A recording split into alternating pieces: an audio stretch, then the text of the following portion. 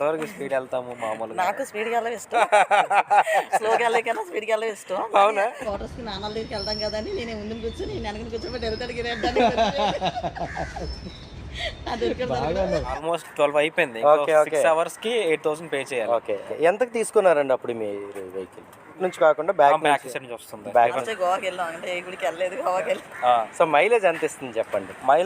Hi friends, welcome to Neelu arts. మనం చాలా important విషయం గురించి మాట్లాడదాం. అదేంటంటే మన ఛానల్లో ఫస్ట్ టైం ఒక సూపర్ బైక్ రివ్యూ అయితే చేస్తున్నాం అనమాట. రివ్యూ అంటే మనం రివ్యూ ఇచ్చేది కాదండి. సో ఈ బైక్ యొక్క ఓనర్ గారు అయినటువంటి శ్యామ్ గారి యొక్క రివ్యూ అయితే తెలుసుకుంటాం, ఓనర్షిప్ రివ్యూ. సో ఈ బైక్ యొక్క స్పెషల్ ఏంటి, అసలు ఈ బైక్ ఎందుకు చూస్ చేసుకున్నారు, ఈ బైక్తో ఎక్కడెక్కడ రైడ్ చేశారు, అసలు స్పెషల్ రైడ్స్ ఏంటి అనే విషయాలన్నీ కూడా వీడియోలో అనేది తెలుసుకుందాం. Hi brother, nice meeting you. So మీరు ఎప్పటి నుంచి అండి నీలుఆర్ట్స్ ఛానల్ ఫాలో అవుతున్నారు? నీలుఆర్ట్స్ తెలుసు అన్న, ఆల్మోస్ట్ నేను ఆర్యకి వచ్చి అంటే ఇన్ఫీల్డ్ బైక్లు ఎప్పుడు తీసుకున్నాను అప్పటి నుంచి మీరన్న సందీప్ అన్న వీడియోస్ ఫాలో అవుతూనే ఉంటాను నేను. తెలుసు ఛానల్ అయితే ఆల్మోస్ట్ 2.5 years తెలుసు నాకైతే. సందీప్ గారు అయితే ఒక విషయం చెప్పారు, మీరు మీ మదర్తో కలిపి ట్రావెల్ చేస్తారని చెప్పేసి. ఒకసారి మీ మదర్ని మా ఛానల్కి పరిచయం చేస్తారు.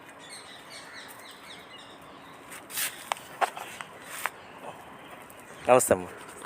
ఓకే, సో మీ అబ్బాయితో కలిసి ట్రావెల్ చేయడం మీకు ఎలా అనిపిస్తుంది? బాగా నచ్చుతుంది. ఓకే, చక్కగా తిరుగుతుంది. చక్కగా నాకంటే ఇంట్రెస్ట్.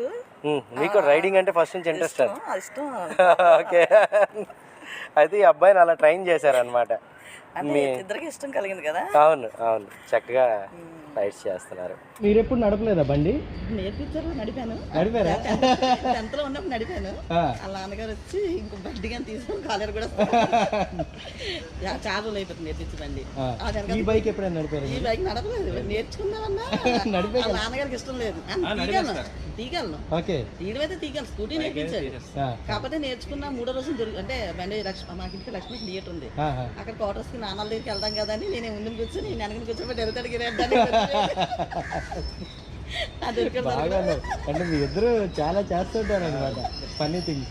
ఫ్రెండ్స్, బ్రదర్కి అయితే శివంగా శ్యామ్ అనేటటువంటి యూట్యూబ్ ఛానల్ అయితే ఉంది, డిస్క్రిప్షన్ లింక్ అయితే ఇస్తాను. Mother and son moto vlogs అయితే మాత్రం మిస్ అవ్వద్దు అసలు. సో చాలా బాగున్నాయి అనమాట, నేనైతే చూశాను.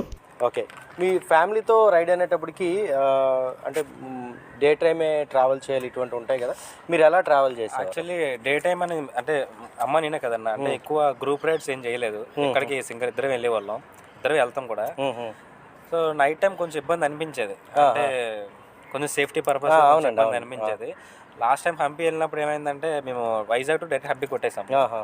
మేము 13 కిలోమీటర్స్ అనుకున్నాం, 970 kilometers. 970 సింగిల్ డే బయలుదేరి ఇద్దరం 14 hours లో 13 hours లో అయిపోతుంది అనుకున్నాం, కానీ 16.5 hours పెట్టింది, 6.5 గంటలు పెట్టింది.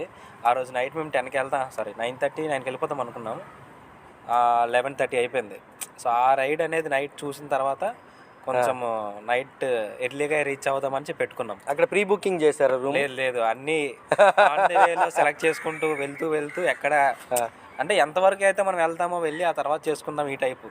ముందుగా ప్లాన్ చేసి బుకింగ్ అయిన ఏ రోజు లేదు. మీరు చెప్పండి అమ్మా, ఎంత స్పీడ్ క్రూజ్ చేస్తారు మీ అబ్బాయి? నాకు స్పీడ్గా వెళ్ళడం ఇష్టం, జాగ్రత్తగా వెళ్ళాలి, స్లోగా వెళ్ళకన్నా స్పీడ్గా వెళ్ళడం ఇష్టం. అవునా?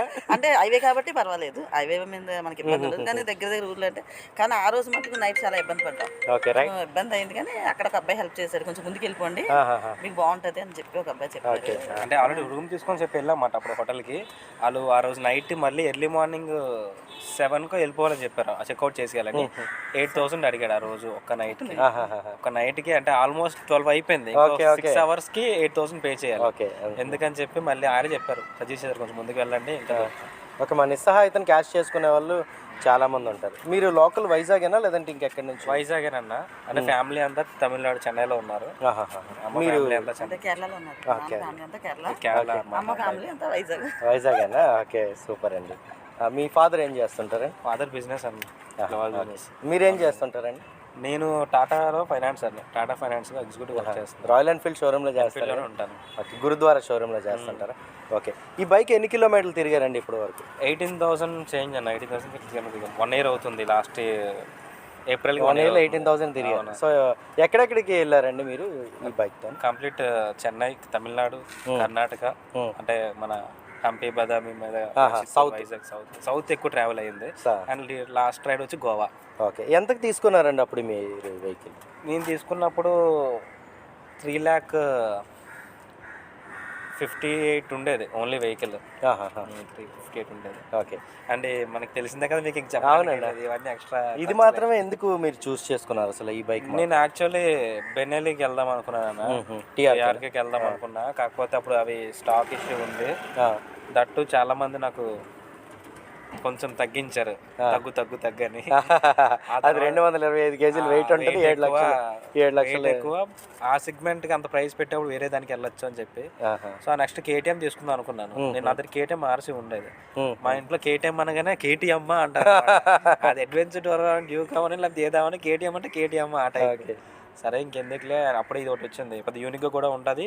మెయిన్ ఏంటంటే బ్యాక్ సీట్ చాలా కంఫర్ట్. ఇది ఆ ఒక్క విషయంలో ఇది దీనికి ఎందుకంటే ఇద్దరం ట్రావెల్ చేయాలి కదా. అసలు వెనక కూర్చుంటే ఈ బండి మీద అసలు నడుము నొప్పి అనేది ఏం లేదు. మెయిన్ దానికోసమే. ఈ టాప్ బాక్స్ ఇవన్నీ ఫిక్స్ చేస్తారా? టాప్ బాక్స్ ఇంకా సాడిల్ బ్యాగ్స్ అన్ని ఉన్నాయి, కంప్లీట్ సెటప్, ప్యానియర్స్ అన్ని ఉన్నాయి. ఓకే, ఇవన్నీ మీరు ఫిక్స్ చేయించుకున్నావా లేదంటే ఇన్బిల్ట్ అండి? లేదండి, చేయించుకున్నవి ఏవి రావు. ఓకే, ఈ నకల్ గార్డ్స్ కానీ రాదు, ఇది రాదు, ఇది రాదు, మౌంట్ రాదు. ఓకే, అన్ని మనం చేయించుకునేవే.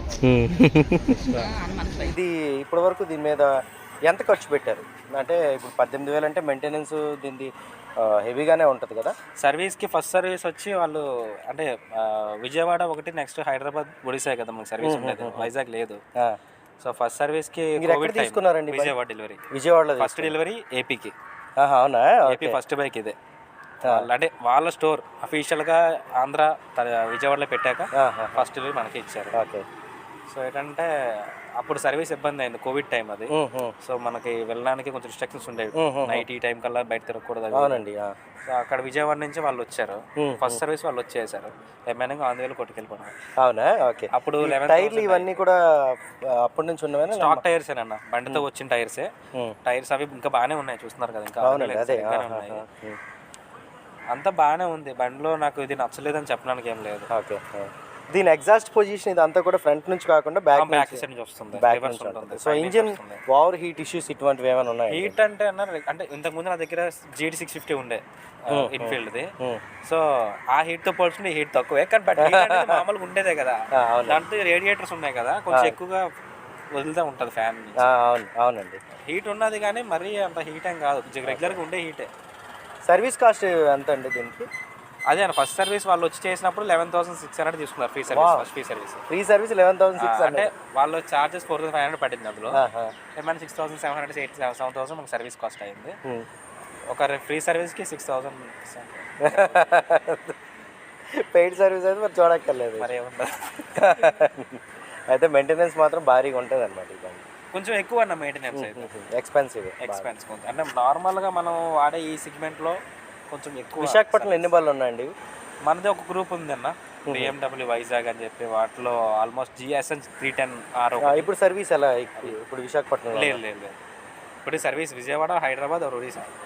సర్వీస్ ఎన్ని కిలోమీటర్లకు ఒకసారి? 10,000. ఓకే, ఫుల్లీ సింథటిక్ యూజ్ చేస్తారు.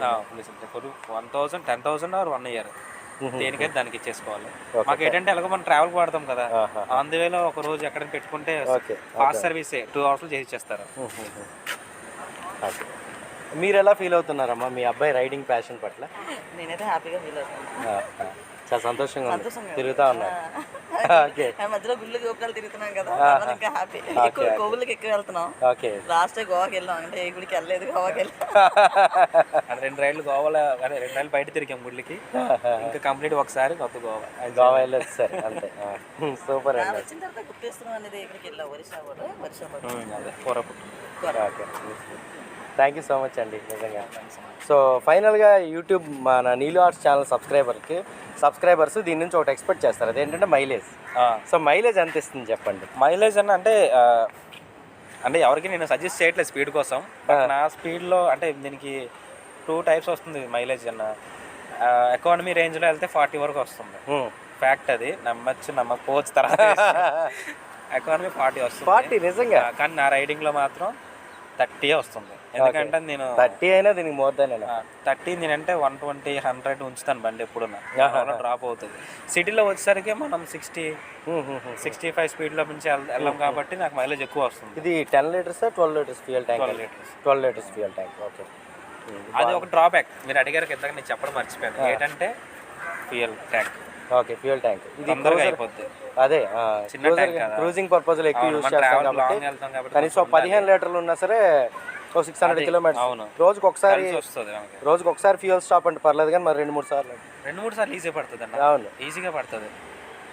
ఓకే, మొత్తానికి BMW GS310 రివ్యూ చేయడానికి మన ఛానల్కి ఆపర్చునిటీ ఇచ్చారు. అయ్యో thank you so much. Okay friends, విన్నారుగా. సో ఈ బండి యొక్క మెయింటెనెన్స్ ఏంటి, మైలేజ్ ఎంత, కాస్ట్ ఎంత, సర్వీస్ ఏంటి, ఇదంతా కూడా విన్నారు కదా. సో ఈ వీడియో మీకు ఎలా అనిపించిందో కింద కామెంట్ సెక్షన్లో తెలియజేయండి. ఈ వీడియో మీకు నచ్చిందంటే లైక్ చేసి మీ ఫ్రెండ్స్తో షేర్ చేయండి. నీలు ఆర్ట్స్ ఛానల్ అయితే సబ్స్క్రైబ్ చేసుకోండి. అందరూ నమస్కారం, థ్యాంక్ యూ.